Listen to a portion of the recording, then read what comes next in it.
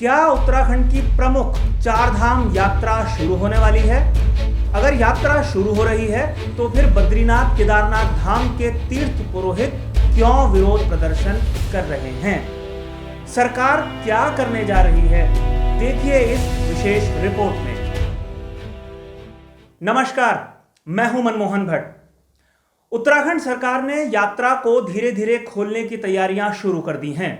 अगले महीने तक यात्रा सुचारू रूप से चल सकती है, जो भी नियम कायदे सरकार तय करेगी उसके हिसाब से। अर्थव्यवस्था की अगर हम बात करें तो उत्तराखंड या गढ़वाल की अर्थव्यवस्था का चार धाम यात्रा एक बड़ा आधार है। हजारों तीर्थ पुरोहितों की आजीविका का यह बड़ा माध्यम है। लेकिन यात्रा शुरू होने से पहले ही तीर्थ पुरोहित शीर्षासन करने लगे हैं, सरकार का विरोध करने लगे हैं। सरकार का विरोध करने की सीधी सीधी मंशा देवस्थानम बोर्ड है।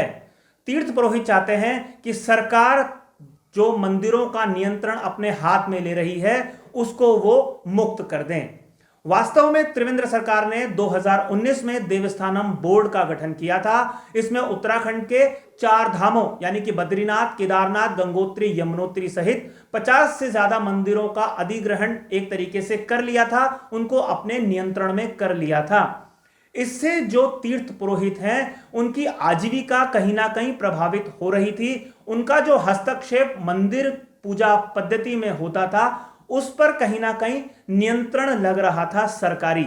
इस नियंत्रण को मानने से तीर्थ पुरोहितों ने एक तरीके से इनकार कर दिया और सरकार का विरोध वो तभी से कर रहे हैं। जब तीरथ सिंह रावत की सरकार बनी तो इस तरीके के संकेत दिए गए कि देवस्थानम बोर्ड को रद्द किया जाएगा। पर्यटन मंत्री या धर्मस्व मंत्री जो उत्तराखंड के सतपाल महाराज हैं, उन्होंने भी इस तरीके के संकेत दिए थे कि देवस्थानम बोर्ड को रद्द किया जाएगा। लेकिन अब जब उस पर कोई कार्रवाई नहीं हो रही है तो तीर्थ पुरोहितों का पारा एक बार फिर से चढ़ गया है। मंदिरों के कपाट हालांकि बहुत सांकेतिक रूप से खोले गए थे, यात्रा नहीं चल रही थी, लेकिन फिर भी विरोध प्रदर्शन जबरदस्त तरीके से जारी था। और अब जब सरकार मंदिरों को खोलने की तैयारी कर रही है, यात्रा खोलने की तैयारी कर रही है, तो तीर्थ पुरोहित विरोध में उतर आए हैं। हालांकि जो देवस्थानम बोर्ड है वो विधानसभा से पारित कानून के तहत बनाया गया है और अगर उसे रद्द भी किया जाता है तो उसके लिए भी वही सारी प्रक्रियाएं अपनानी पड़ेंगी जो कानून को बनाने के लिए अपनाई गई थी। उसके लिए सरकार के पास कितना समय है वो सरकार को मालूम होगा, क्योंकि इस समय कोई भी सत्र नहीं चल रहा है और आने वाले कुछ महीनों में चुनावी प्रक्रिया शुरू हो जाएगी। तो सरकार कैसे इस बोर्ड को भंग कर सकती है, इस एक्ट को रद्द कर सकती है, यह अपने आप में एक बड़ा सवाल है। हालांकि सरकार के पास अध्यादेश लाकर इस कानून को रद्द करने का या इसमें बड़े प्रावधान करने का विकल्प मौजूद है। इस तरीके के संकेत हालांकि अभी नहीं मिल रहे हैं और विवाद तब ज्यादा बढ़ गया जब धर्मस्व और पर्यटन मंत्री सतपाल महाराज ने बोर्ड को किसी भी तरीके से बोर्ड में परिवर्तन करने की आशंकाओं को मना कर दिया। इसके बाद ही तीर्थ पुरोहित नाराज हो गए हैं। तो यह अपने आप में एक बड़ा सवाल है कि अब तीर्थ पुरोहितों को सरकार कैसे मनाएगी। चुनावी वर्ष है, कुछ महीनों में सरकार को चुनाव में जाना है।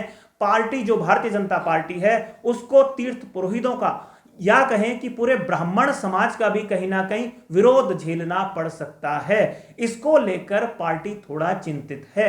आने वाले चुनाव में, आने वाले विधानसभा चुनाव में देवस्थानम बोर्ड कहीं ना कहीं चुनावी मुद्दा होगा और अगर यह चुनावी मुद्दा होता है तो क्या भारतीय जनता पार्टी को इसका फायदा मिलेगा, यह देखने वाली बात होगी, या पार्टी को कहीं इसका नुकसान तो नहीं भुगतना पड़ेगा, इसका भी आकलन पार्टी कर रही है। जब इसका आकलन होगा तो ही फैसला सरकार कर पाएगी कि आने वाले दिनों में यह बोर्ड बचा रहेगा या सरकारी नियंत्रण में बद्रीनाथ, केदारनाथ, गंगोत्री, यमुनोत्री जैसे तीर्थ स्थल होंगे। आपको यह विशेष रिपोर्ट कैसी लगी हमें जरूर बताइएगा। अपने सुझाव, अपनी प्रतिक्रियाएं कमेंट्स बॉक्स में जरूर लिखिएगा। अगली रिपोर्ट में आपसे एक बार फिर मुलाकात होगी। तब तक के लिए नमस्कार।